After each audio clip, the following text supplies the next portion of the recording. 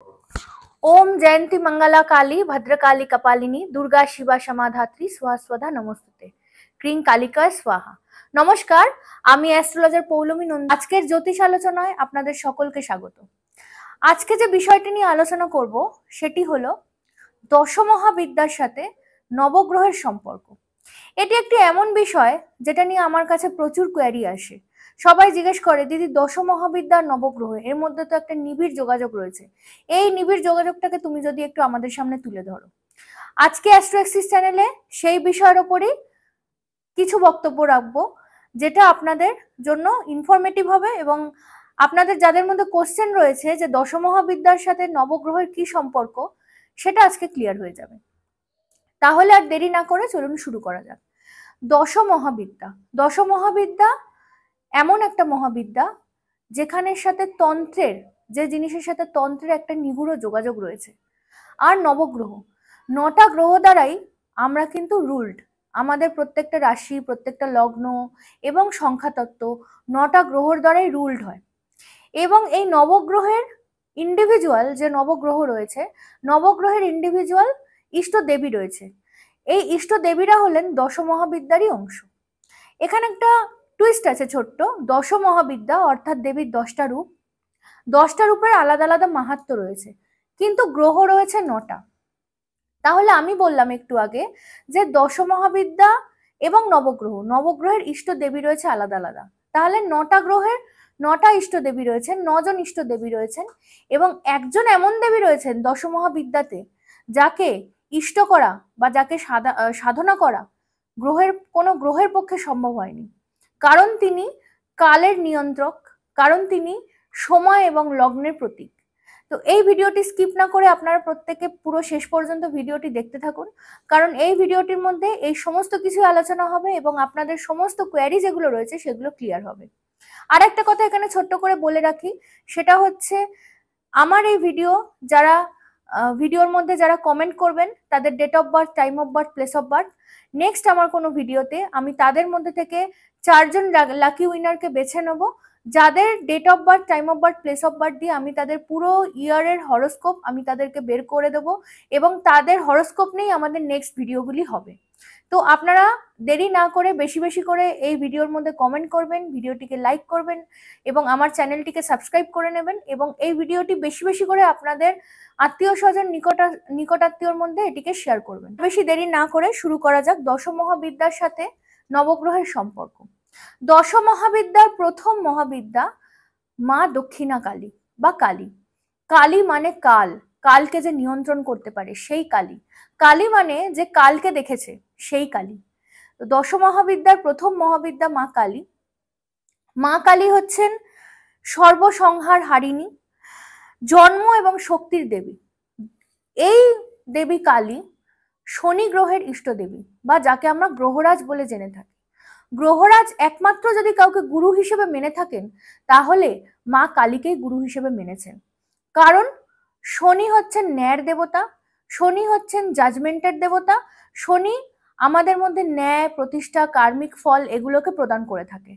এবং তিনি যদি কাউকে ইষ্ট বলে মেনে থাকেন সে হচ্ছেন মা দক্ষিণা কালী, কারণ দক্ষিণা কালী কালের প্রতীক, দক্ষিণা কালী সর্বসংহারকারিণী। এবং দক্ষিণা কালী এমন একটি শক্তি, দশমহাবিদ্যার প্রত্যেকটি শক্তি কোনো না কোনো তার মধ্যে স্পেশালিটি রয়েছে।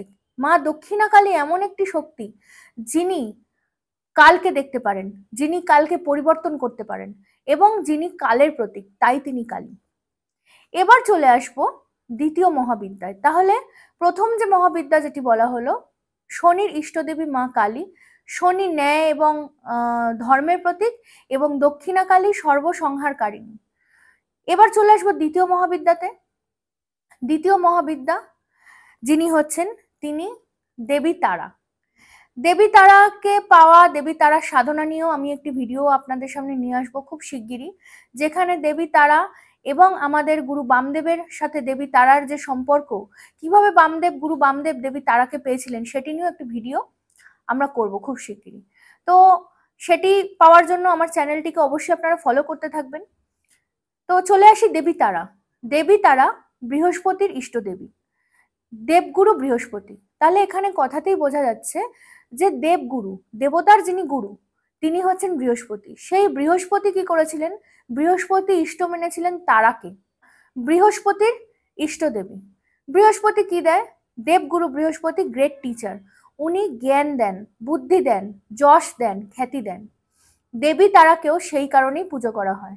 দেবী তারাকে যদি কেউ সিদ্ধ করতে পারেন, তাহলে দেবী তারা তাকে জ্ঞান, যশ, বুদ্ধি, বিদ্যা এগুলি প্রদান করেন। তাই দেবী তারার আরেক নাম নীল সরস্বতী। নীল সরস্বতী রূপেও দেবী তারাকে পুজো করা হয়। এবং নীল সরস্বতী কবচও অনেক সময় অনেক বাচ্চাকে দেওয়া হয় তার বিদ্যাভ্যাস ভালো করার জন্য বা বিদ্যা ভালো করার জন্য। এবার চলে আসবো তৃতীয় মহাবিদ্যা। তৃতীয় মহাবিদ্যা ষোড়শী বা ত্রিপুরা সুন্দরী। তৃতীয় মহাবিদ্যা নিজেই স্বয়ং সম্পূর্ণ দেবী। যতগুলি মহাবিদ্যা আছে 10 মহাবিদ্যার মধ্যে তৃতীয় মহাবিদ্যাকে আমরা স্বয়ং সম্পূর্ণ বলি, তার কারণ তার মধ্যে 16টি কলার প্রভাব দেখা যায়। 16টি কলা সম্পূর্ণ, তিনি 16টি কলার সম্পূর্ণ। ত্রিপুরা, 3টে লোক, 3টে ভুবন, সেই সর্বভুবনে তিনি পূজিতা। সর্বভুবনে যে গুণ, যে এলিমেন্ট, সেই এলিমেন্টগুলি তার মধ্যে রয়েছে। ত্রিপুরা সুন্দরী বা ষোড়শী। ষোড়শীকে যদি দেখা যায় 10 মহাবিদ্যার মধ্যে সব থেকে ছোট্ট বা বাচ্চামের রূপ। ষোড়শী অর্থাৎ 16 বছর বয়সী, তাই তাকে ষোড়শী বলা হয়। ইনি ইষ্টদেবী হলেন বুধের ইষ্টদেবী। আমরা জানি বুধ কিন্তু বালক গ্রহ, বুধকে বাচ্চা গ্রহ বা বালক গ্রহ হিসেবে ধরা হয়। এবং তার যে ইষ্টদেবীও, দেখুন ঘটনাচক্রে কত সুন্দর মিলন, তার ইষ্টদেবীও যিনি রয়েছেন তিনিও কিন্তু বাচ্চা মেয়ে, তিনি ষোড়শী, তিনি তার 16 বছর বয়স। ষোড়শী এমন একটি দেবী যিনি জীবনের শ্রেষ্ঠ বিদ্যা, যিনি জীবনের যাকে সাধনা করলে জীবনের 16 কলার পূর্ণতা পাওয়া যায়। তাই ষোড়শীর আরেক নাম ত্রিপুরা সুন্দরী। বুধের ইষ্টদেবী, তাহলে এই দেবীকে যদি সাধনা করা যায় বা বুধের কারোর যদি কোনো ডিস্টার্ব থাকে, তাহলে এই দেবীর সাধনা বা এই দেবীর সংক্রান্ত পূজা অর্চনা করলেও তার বুধের ডিস্টার্বটা কিন্তু কেটে যায়, কারণ বুধের ইষ্টই নেই। তাহলে বুধ আমাদের কি দেয়? বুধ আমাদের বুদ্ধি দেয়, বুধ আমাদের ব্যবসা দেয়, বুধ আমাদের কমিউনিকেশন দেয়, বুধ আমাদের নতুন নতুন অপরচুনিটি দেয়, জীবনে যে কোনো সুযোগ বুধ এনে দেয়। যার জীবনে সুযোগ নেই, যার জীবনে কমিউনিকেশন নেই, তার জীবনে কিন্তু কিছুই নেই। আর যার বুদ্ধি নেই, কারণ বুধ মেনলি বুদ্ধির কারক, বুধ বুদ্ধি দেয়, তাহলে যে মানুষের বুদ্ধি নেই তার কিন্তু কিছুই নেই। তাই বুধকে পেতে হলে ষোড়শী সাধনা অবশ্যই প্রয়োজনীয়। হ্যাঁ, সাধনা সবাই করতে পারেন না, আমি বলবো পুজো করুন। এর পুজোর প্রসেস নিয়েও আমি ভিডিও আগামী দিনে বানাবো, আপনারা দেখে নেবেন আমার চ্যানেলে। এরপর চলে আসবো ভুবনেশ্বরী। নামটার মধ্যেই বোঝা যাচ্ছে তিনি ভুবন, ভুবনটাই তার দান। তিনি জগদ্ধাত্রী, ভুবনেশ্বরীর আর এক নাম জগদ্ধাত্রী, মানে জগৎটাকে যিনি ধারণ করে আছেন। ভুবনেশ্বরী আদি পরাশক্তি।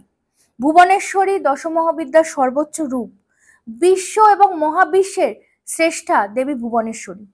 ভুবনেশ্বরী কার? জগদ্ধাত্রী ভুবনেশ্বরী আর এক নাম, যেটা আমি একটু আগে বললাম। ভুবনেশ্বরী কি করছেন? জগৎটাকে ধারণ করে রয়েছেন। ভুবনেশ্বরী কার ইষ্ট দেবী? ভুবনেশ্বরী চন্দ্রের ইষ্ট দেবী। কারণ চন্দ্রকে আমাদের জ্যোতিষশাস্ত্রে বা সংখ্যাতত্ত্বে মাতা হিসেবে ধরা হয়, মায়ের প্রতি কারক, মায়ের কারক গ্রহ হিসেবে, মাতৃস্নেহের কারক গ্রহ হিসেবে চন্দ্রকে ধরা হয়। তাহলে দেখুন কত সুন্দর মিলন। চন্দ্রের ইষ্টদেবী ভুবনেশ্বরী, ভুবনেশ্বরীও কিন্তু যিনি ভুবনকে ধারণ করে আছেন, যিনি জগৎধাত্রী, ভুবনটা তার থেকেই সৃষ্টি হয়েছে, কারণ তিনি মা। সবাই মা, দশমহাবিদ্যার প্রত্যেকটি মহাবিদ্যাই আমাদের মাতা, কিন্তু ভুবনেশ্বরী বিশ্বমাতা, জগৎধাত্রী। এরপর চলে আসবো পঞ্চম মহাবিদ্যায়। একটু আগে ভিডিওটা শুরু করার আগে যেটি বলেছিলাম যে এমন একটি মহাবিদ্যা আছে যাকে কেউ ইষ্ট করতে পারেনি, যে সময় এবং লগ্নের বাহক, কারক এবং প্রতীক। তিনি হচ্ছেন মা ভৈরবী। ভৈরব অর্থাৎ মহাকাল বা শিবের আরেকটি রুদ্ররূপের যে অবতার ভৈরব, সেই ভৈরবের অর্ধাঙ্গিনী বা সহধর্মিনী হচ্ছেন মা ভৈরবী। মা ভৈরবী সময় এবং লগ্নকে নিয়ন্ত্রণ করতে পারেন। মা ভৈরবী সময় এবং লগ্নের কারক। এই ভৈরবী উন্মাদিনী, এই ভৈরবীর রূপ হচ্ছে চণ্ডালিনী, এই ভৈরবী ভৈরবের সহধর্মিনী। ইনি হচ্ছেন পঞ্চম মহাবিদ্যা। এরপর চলে আসবো ষষ্ঠ মহাবিদ্যা ছিন্নমস্তা। ছিন্নমস্তা মায়ের এমন একটি রূপ। ছিন্নমস্তা এবার কার ইষ্টদেবী? ছিন্নমস্তা রাহুর ইষ্টদেবী। রাহু ছায়া গ্রহ, রাহুর নিজস্ব কোনো সক্ষেত্রী কোনো রাশি নেই, রাহু নিজেই ছায়া গ্রহ। কিন্তু রাহুর ইষ্টদেবী মা ছিন্নমস্তা। ছিন্নমস্তা অর্থাৎ যার মস্তক ছেদন হয়ে গেছে, তার মস্তকটা যার ছেদিত। এবার রাহুকে যদি আমরা অ্যানালাইসিস করতে পারি, রাহুরও কিন্তু মাথাটুকুই আছে, রাহুর কিন্তু বডি নেই। রাহুর ইষ্টদেবী, কত সুন্দর মিলন দেখুন, রাহুর ইষ্টদেবী মা ছিন্নমস্তা। ছিন্নমস্তা দেবী কাম এবং রতি এই দুই যুগলের ওপর কামরত অবস্থায় দাঁড়িয়ে রয়েছেন। তার দুই সখী আছেন, তাকে বলেছিলেন যে মা আমাদের খিদে পেয়েছে, আমাকে কিছু খেতে দাও। ওনার কাছে তখন খাবার কিছু ছিল না, তাই তিনি নিজের গলা ছেদন করে দেন এবং এক হাতে নিজের মুন্ড ধরে রাখেন এবং দুই সখী দুদিকে দাঁড়িয়ে থাকেন। তিনটে ফলা মায়ের রক্তের বেরোয়, যেখানে দুটো সখী দুই ফলা থেকে রক্ত পান করে এবং মা ছিন্নমস্তা দেবী নিজের মুখটাই আর একটা ফলা থেকে রক্ত পান করে। ইনি হচ্ছেন রাহুর ইষ্টদেবী। ছিন্নমস্তা কুণ্ডলিনী শক্তি জাগরণের মাধ্যমে জীবনকে আরোহণ করতে সাহায্য করেন। ছিন্নমস্তা শিক্ষা এবং জ্ঞানের প্রতীক। ছিন্নমস্তা দেবীকে যদি কেউ সাধনা করতে পারেন, তাহলে তার 7টি কুণ্ডলিনী চক্র জাগরিত হবেন এবং তিনি ব্রহ্মজ্ঞান লাভ করবেন। এরপর চলে আসব দেবী ধূমাবতী। ধূমাবতীর যদি আমরা আইকনটা দেখি, ধূমাবতী কাকের ওপর বসে আছেন। তিনি বিধবা, তার মুখের মধ্যে একটা বিরক্তির ভাব, তার এক হাতে ঝাঁটা এবং চারিদিকে ধোঁয়া রয়েছে। তিনি তাকে বলা যায় কলহের দেবী, তাকে বলা হয় একাকিত্বের দেবী, তাকে বলা হয় ঝামেলা অশান্তির দেবী। তিনি যেখানে ঝামেলা অশান্তি সেখানে। তাকে খুশি করা সাধকের পক্ষে প্রায় অসম্ভব। কিন্তু তিনি হচ্ছেন কেতুর ইষ্টদেবী। কেতু যাদের কুণ্ডলী ছকে ভারী, তারা কিন্তু একাকিত্বতে ভোগেন। তারা কোথাও না কোথাও গিয়ে একটা সার্টেন স্টেজে গিয়ে জীবনে একা হয়ে যান, একাকিত্ব তাদের গ্রাস করে। দেখুন কত সুন্দর মিলন, কেতুর ইষ্টদেবী মা ধূমাবতী। কিন্তু ধূমাবতী দেবীকে যদি কেউ সাধনা করে পেতে পারেন, তাহলে ধূমাবতী দেবী অজ্ঞানকে জ্ঞানে পরিণত করেন। সাধকের মধ্যে, সাধকের চারিদিকে যত নেগেটিভিটি আছে, সেই সব নেগেটিভিটিকে তিনি কিন্তু কাটিয়ে দেন। এরপর চলে আসব অষ্টম মহাবিদ্যা মা বগলামুখী দেবী। এই কলিযুগে যার পুজো করলে, যে মহাবিদ্যার পুজো করলে খুব সহজে পাওয়া যাবে, তিনি হচ্ছেন অষ্টম মহাবিদ্যা মা বগলামুখী দেবী। বগলামুখী দেবী মঙ্গলের ইষ্ট দেবী। বগলামুখী দেবী এমন একটি দেবী যাকে সাধনা করা কিন্তু খুবই কঠিন, তাকে সহজে কেউ পায় না। কিন্তু আবার আমি অপরপক্ষে বলবো, কলিযুগে যদি খুব তাড়াতাড়ি সাড়া পেতে হয় যে কোনো কিছুর ক্ষেত্রে, সেক্ষেত্রে বগলামুখী দেবী একমাত্র দেবী যিনি আপনাদেরকে খুব সহজে সাড়া দেবেন। বগলামুখী দেবী শত্রু নাশের দেবী। বগলামুখী দেবী আপনার অজ্ঞানকে জ্ঞানে, নির্গুণকে গুণে পরিণত করতে পারেন। এমনই তার ক্ষমতা, এমনই তার রূপ। তার প্রিয় রং হলুদ। তিনি হরিদ্রা কাপড়ে সজ্জিত, হরিদ্রা রঙে তিনি সজ্জিত। তার এক হাতে মুগুর, এক হাতে অসুরের জিভটা তিনি ধরে রয়েছেন এবং মুগুর দিয়ে অসুরের জিভটাকে এইভাবে কাটছেন। তার মানে তিনি স্তম্ভন করছেন, তিনি স্তম্ভনের দেবী। কোনো ব্যক্তি আপনার সম্পর্কে যদি নেগেটিভ ভাবে, নেগেটিভ চিন্তা করে, অর্থাৎ আপনার শত্রু তৈরি হয়, শত্রুমুখী পরিবেশ আপনার চারিদিকে তৈরি হচ্ছে, তাহলে অবশ্যই বলবো আপনারা বগলামুখী দেবীর পুজো করুন, বগলামুখী দেবীর সাধনা করুন। সাধনা করা যদিও সহজ নয়, আর এই দশমহাবিদ্যা সাধনা যে দেবীকেই আপনারা সাধনা করবেন না কেন, দশমহাবিদ্যা সাধনার জন্য কিন্তু প্রপার তান্ত্রিক দীক্ষা লাগে। এবং এই যে দশমহাবিদ্যা রয়েছেন, দশমহাবিদ্যা প্রত্যেক মহাবিদ্যার বীজ মন্ত্র রয়েছে আলাদা আলাদা। এই বীজ মন্ত্র উচ্চারণ করার জন্য অধিকার লাগে, উচ্চারণ করার জন্য প্রপার তান্ত্রিক দীক্ষা লাগে। তাই যাদের প্রপার তান্ত্রিক দীক্ষা নেই, তারা কিন্তু বীজ মন্ত্র উচ্চারণ করবেন না, এতে কিন্তু ক্ষতি আপনাদেরই হবে। এখন অনেক বীজ মন্ত্র ইউটিউবের মধ্যে, অনেক ভিডিওর মধ্যে অ্যাভেলেবেল রয়েছে, যেখানে বীজ মন্ত্র একে অন্যকে খুব সহজে দিয়ে দিচ্ছে। কিন্তু আমি বলবো এটা অত সহজ বিষয় নয়, এত সহজে পাওয়া যায় না। কিন্তু যদি পাওয়া যায়, তাহলে মা পরম ব্রহ্মময়ী আপনাকে যা দেবেন সেটি আপনি ধরে রাখতে পারবেন। মঙ্গলের দেবী। মঙ্গল সংক্রান্ত ডিস্টার্ব, মাঙ্গলিক দোষ যদি কারোর থেকে থাকে বা মঙ্গলের প্রভাব বেশি থেকে থাকে, মঙ্গল যার ভারী, ভৌম দোষ যা রয়েছে, তারা মঙ্গলের সাথে সাথে অবশ্যই বগলামুখী দেবীর পুজো করুন। বগলামুখী দেবী আপনার শত্রু নাশ করবে, বগলামুখী দেবী আপনার শত্রুর বুদ্ধিকে স্তম্ভন করবে, আপনার নির্গুণকে গুণী পরিণত বগলামুখী দেবী করবেন। এবং মঙ্গল সংক্রান্ত যে কোনো ডিস্টার্ব আপনার যদি থেকে থাকে, তাহলে আমি বলবো অবশ্যই আপনারা বগলামুখী দেবীর পূজা অর্চনা শুরু করুন। বগলামুখী দেবী ঐশ্বর্যেরও দেবী। ইনি যখন কাউকে ঐশ্বর্য প্রদান করেন, চতুর্ভুজা যে বগলামুখী দেবী রয়েছেন, বগলামুখী দেবীর নর্মাল যে ছবি পাওয়া যায় বা নর্মাল যে চিত্র আমাদের সামনে প্রদর্শিত হয়, সেখানে মাতা দ্বিভুজা, কিন্তু চতুর্ভুজা যে বগলামুখী দেবী রয়েছেন, সেই চতুর্ভুজা বগলামুখী দেবী কিন্তু ঐশ্বর্যের দেবী। মা যখন কাউকে দেন, তখন এমন দেন সেটা নেওয়ার ক্ষমতা মানুষের থাকে না। বগলামুখী দেবী ঐশ্বর্যের দেবী, বগলামুখী দেবী মঙ্গলের কারকের দেবী, বগলামুখী দেবী কলির দেবী। কলিতে এমন একটি দেবী যাকে ডাকলে খুব তাড়াতাড়ি সাড়া পাওয়া যায়। তাই বগলামুখী দেবীর পুজো আপনারা অবশ্যই করুন। এরপর চলে আসবো মাতঙ্গী, যাকে উচ্ছিষ্ট চণ্ডালিনীও বলা হয়। দেবী মাতঙ্গী নবম মহাবিদ্যা। দেবী মাতঙ্গী ইষ্টদেবী হচ্ছেন সূর্যের। দেবী মাতঙ্গী এমন একটি দেবী, কেন তাকে উচ্ছিষ্ট চণ্ডালিনী বলা হয় এটি জানতে হবে। দেবী মাতঙ্গী, কোনো সাধক যদি দেবী মাতঙ্গীকে সাধনা করেন, প্রথম কথা একই কথা বলবো, তন্ত্র দীক্ষা ছাড়া এবং প্রপার জ্ঞান ছাড়া দেবী মাতঙ্গীকে সাধনা করা যায় না। কারণ সাধকের উচ্ছিষ্ট জিনিসই দেবীর ভক্ষ্য। দেবীকে যদি ভোগ দেওয়া হয়, সেই ভোগ কখনোই সাজিয়ে গুছিয়ে দিলে দেবী তা গ্রহণ করেন না। দেবী সাধকের উচ্ছিষ্ট জিনিস অর্থাৎ এঁঠো জিনিস দেবী গ্রহণ করেন, এবং দেবীকে কখনো ডান হাতে ভোগ প্রদান করা যায় না। দেবীকে সর্বদা বাম হাতে অর্থাৎ বাঁ হাতে ভোগ প্রদান করতে হয় এবং উচ্ছিষ্ট সহকারে তাকে প্রদান করতে হয়, উচ্ছিষ্ট রূপে তাকে প্রদান করতে হয়, সেই ভোগ দেবী গ্রহণ করেন। এবং দেবী নিজের সবুজ বর্ণা।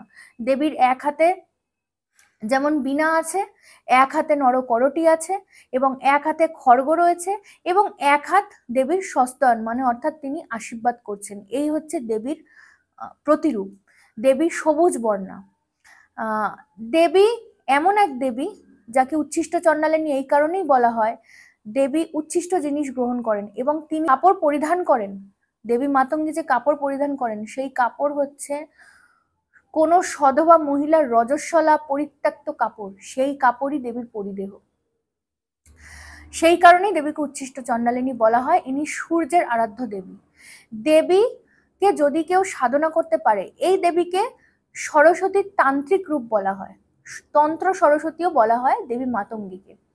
এই দেবীকে যদি কেউ সাধনা করতে পারেন, তাহলে পরম ব্রহ্ম জ্ঞান সেই ব্যক্তির লাভ হয়, সেই সাধকের লাভ হয়। কিন্তু দেবী যদি রুষ্ট হন, তাহলে তিনি সাধকের প্রাণ পর্যন্ত নিয়ে নিতে পারেন। দেবীকে রুষ্ট করা, দেবীকে যদি প্রপার ভাবে ভোগ না দেওয়া হয়, দেবীকে যদি প্রপার ভাবে উচ্ছিষ্ট ভাবে তাকে খেতে না দেওয়া হয়, দেবী রুষ্ট হন, এবং রুষ্ট হলে দেবী সাধকের প্রভূত সর্বনাশ করেন। কিন্তু দেবী জ্ঞানের দেবী, দেবী পরম ব্রহ্ম দানের দেবী। তাই এই দেবীকে সাধনা করতে পারে, পরম ব্রহ্মজ্ঞান অবশ্যই লাভ হবে। ইনি নবম মহাবিদ্যা এবং সাথে সাথে সূর্যেরও ইষ্ট দেবী।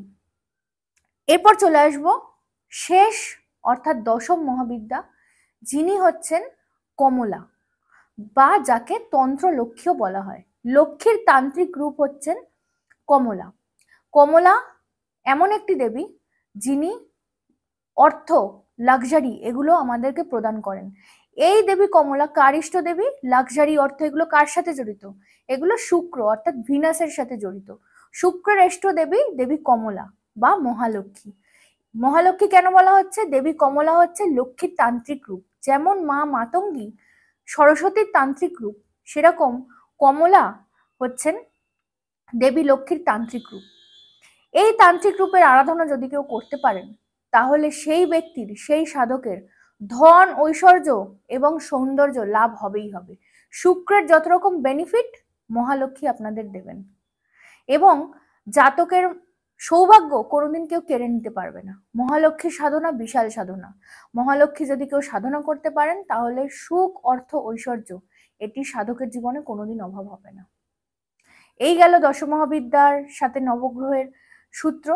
আশা করি আপনাদের এই ভিডিওটি ভালো লেগেছে। যদি এই ভিডিওটি ভালো লেগে থাকে সাবস্ক্রাইব করবেন এবং বেশি বেশি করে বন্ধুদের মধ্যে শেয়ার করবেন এবং আপনাদের date of birth, time of birth, place of birth comment বক্সে কমেন্ট করবেন।